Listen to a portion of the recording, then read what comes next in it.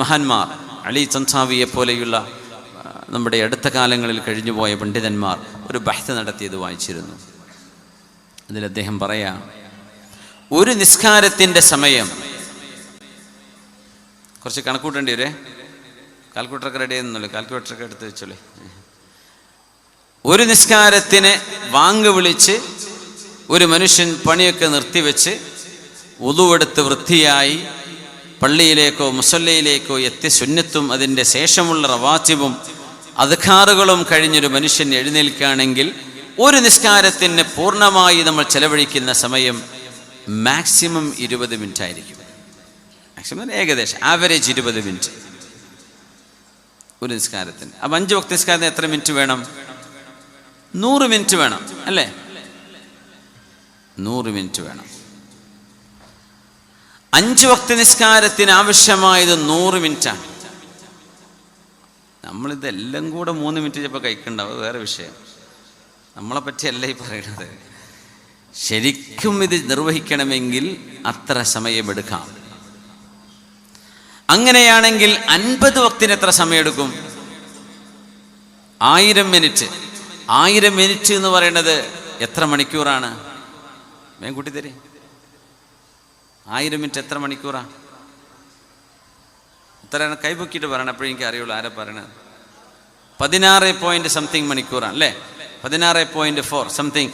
16 മണിക്കൂറാണ് ഒരു മനുഷ്യൻ, ആരോഗ്യമുള്ള ഒരു മനുഷ്യൻ ഉറങ്ങേണ്ടത് 8 മണിക്കൂറാണ്. 8 മണിക്കൂർ ഉറങ്ങിയാൽ നല്ല ആരോഗ്യം ഉണ്ടാവും.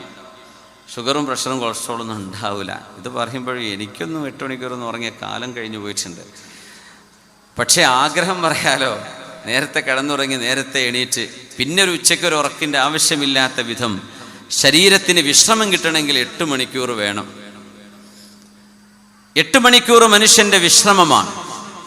16 + 8 = 24. അപ്പോൾ 24 മണിക്കൂറിൽ ഒരു മനുഷ്യൻ്റെ ഉറക്കം വിശ്രമം കഴിഞ്ഞാൽ പിന്നെ 16 മണിക്കൂർ നിസ്കരിക്കേണ്ടി വരും.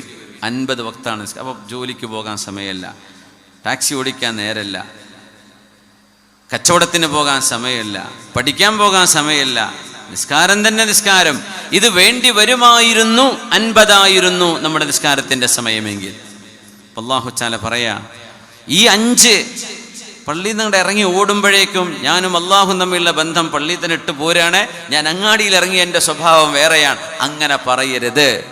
5 വക്ത് നിസ്കാരം കഴിഞ്ഞാലും നിങ്ങൾ ഉണർന്നിരിക്കുന്ന മുഴുവൻ സമയവും നിസ്കാരത്തിലെന്ന പോലെ, അള്ളാഹുവിൻ്റെ മുമ്പിലാണെന്ന പോലെ തന്നെ നിങ്ങൾ ജീവിക്കണം എന്ന് പഠിപ്പിക്കാനാണ് അള്ളാഹു 50 തന്നത്. എന്നല്ലാതെ അള്ളാഹു അതിലൊരു ഹിക്മത്തില്ലാതെ ചെയ്തതല്ല. 5 വക്ത് എന്ന് പറഞ്ഞാലും 5 വക്ത് കഴിഞ്ഞാൽ തീരുന്ന ബന്ധമല്ല നമ്മളും അള്ളാഹും തമ്മിലുള്ളത്.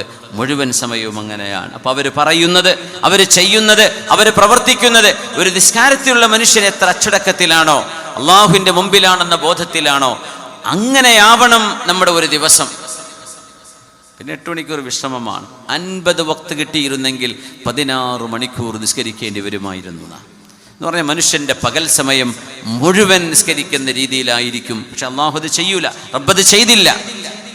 തഫദ്ദുലൻ മിൻഹു വ മിന്ന, അള്ളാഹുവിൻ്റെ വലിയൊരു അനുഗ്രഹമാണത്. പടച്ച തമ്പുരാൻ നമുക്ക് വലിയൊരു ഫ്രീഡം തന്നു. 5 വക്ത് നിസ്കാരം.